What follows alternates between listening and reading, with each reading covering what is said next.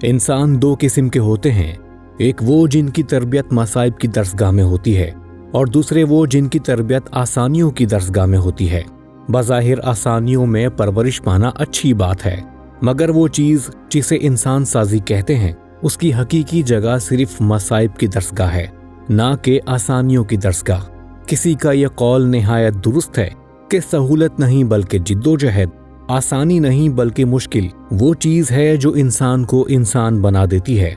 जिंदगी के सैलाब में बेशुमार लोग मुसीबतों की जद में आते हैं, मगर मुशाहिदा बताता है कि आम तौर पर लोगों का अंजाम दो तरह से होता है। एक वो लोग जो मुसीबतों के मुकाबले में ठहर नहीं पाते, वो मायूसी और दिल शिकस्तगी का शिकार होकर रह जाते हैं। दूसरे वो जो मजबूत आसाब वाले साबित होते हैं, वो मसाइब का मुकाबला करते हैं और आखिरकार अपने लिए एक जिंदगी बनाने में कामयाब हो जाते हैं।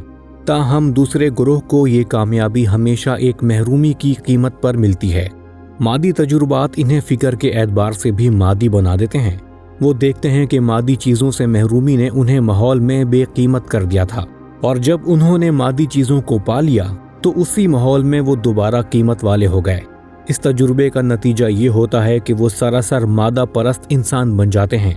वो मादी चीज़ों के खोने को खोना समझने लगते हैं और मादी चीज़ों के पाने को पाना। मुसीबतों में पड़ने का असल फ़ायदा सबक और नसीहत है, मगर यह फ़ायदा सिर्फ उस वक्त मिलता है जबकि आदमी मुसीबतों की जद में आए मगर वो हलाक ना हो, वो ज़िंदगी की तलखियों से दो चार हो मगर इनसे ऊपर उठकर सोच सके। मुसीबतें और तलखियाँ इसके लिए तजुर्बा साबित हों, ना कि वो इसके जहन की मेमार बन जाएं।